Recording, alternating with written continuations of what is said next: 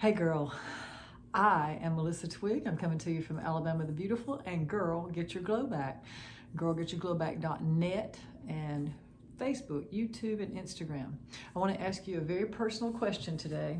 I know that you may be very, very sick right now, and I don't want to make light of that. I've been there. I get it. But I found myself saying stuff like, I've tried everything, or I wish I could do that again, or I don't know why I'm not here yet or there yet, why I haven't gotten to this point yet. And I want to ask you something. If you've been saying that, is it a true statement? Is it true that you've tried everything? Let me go over a few everythings. Physically, have you tried to push yourself to even get to the edge of the bed if you can't get out of bed, to sit up for a minute or 30 minutes, or heaven forbid, stand up or walk for a minute? Or if you're feeling a little better than that, you're not as sick as that, maybe you need to be going to the gym or getting out in nature, walking, exercising a little bit.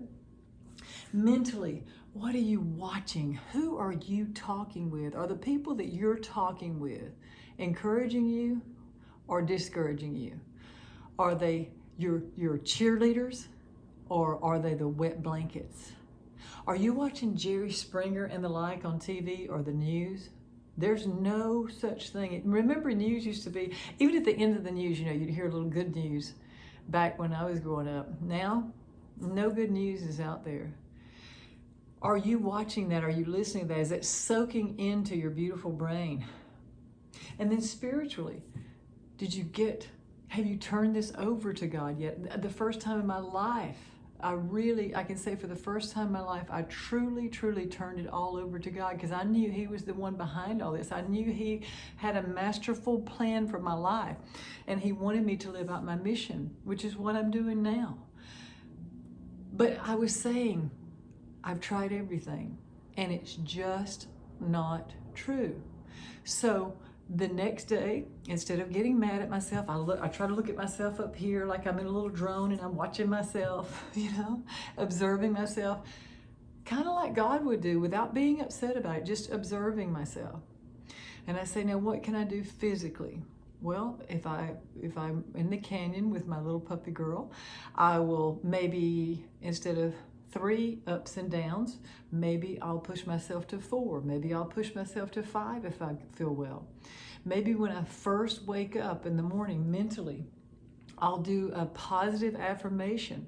I'll go on YouTube, get a meditation. I'm telling you, if you don't know about meditation yet, it's awesome. I go to sleep with it and I wake up with it. Praying, talking to people who are positive. Talking to God. Oh, that's a good one. You've gotten this far. You can't do this alone. You've got to have the help of God, or whatever higher power that you believe in. You have got to have the help of friends. You've got to be your own best friend. You've got to say no to certain people and no to certain things that are negative for you. Physically, are you eating properly?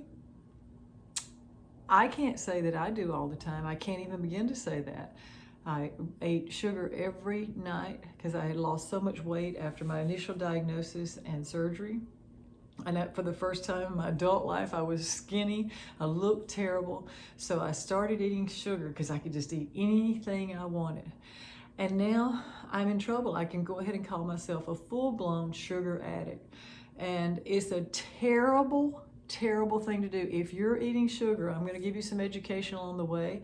And I'm trying to educate myself away from this, but it's a battle between my brain and my conscious self. I know that it's wrong, but my brain and my cravings are so strong sometimes. And sometimes I just feel like giving up too. I'm like, what the hell? Why not? And then I eat things that I shouldn't eat. Fried foods and sugar-laden foods. Mentally, I find myself talking down to myself, upset with myself because I didn't do what I said I was going to do. When I do start feeling better, if I'm having a great day, I do too much, I eat the wrong thing, drink the wrong thing. Am I being as vigilant in prayer as I was the night when I found out there was an obstruction, there was a tumor? Am I being that vigilant every day with prayer?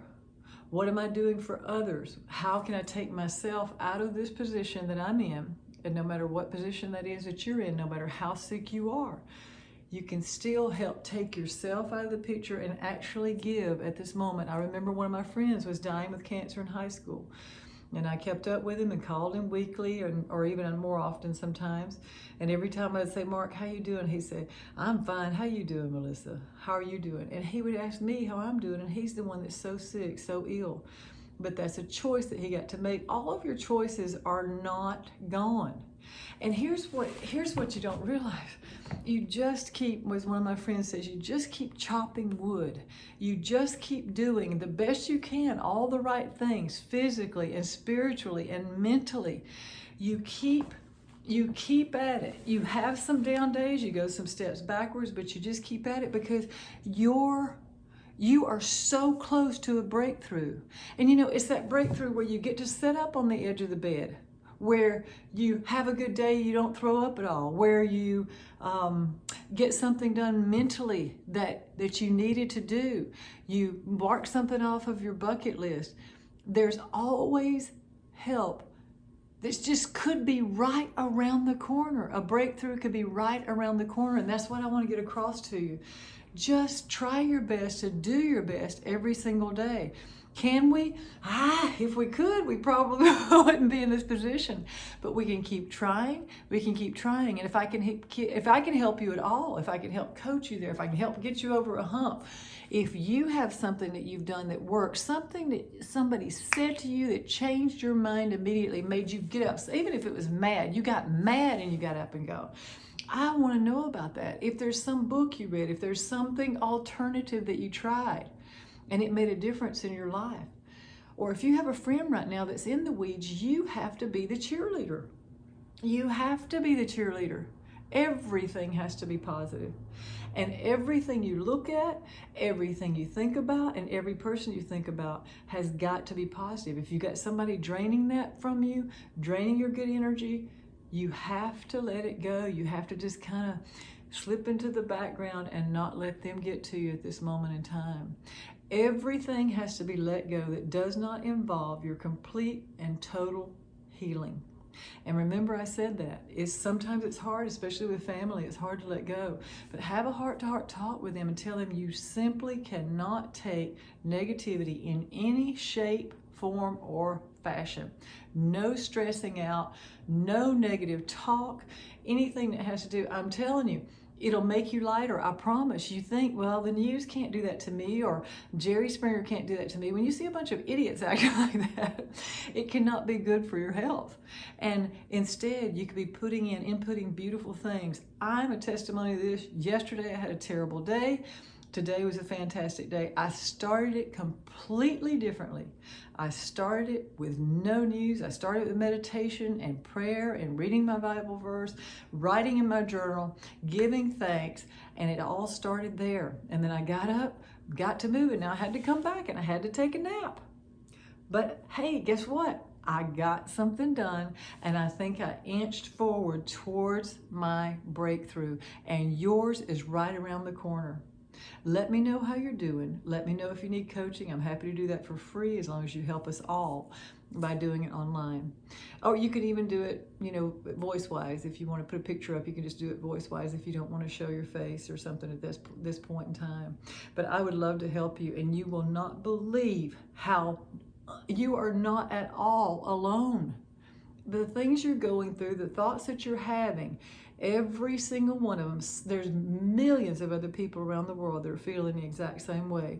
And when you spill your heart, when you tell your truth, and when you're vulnerable, and let us know what's happening in your thoughts and how you can get it, and let me help you get out of them, I promise you it'll make a difference in your life, and a breakthrough will be right around the corner for you.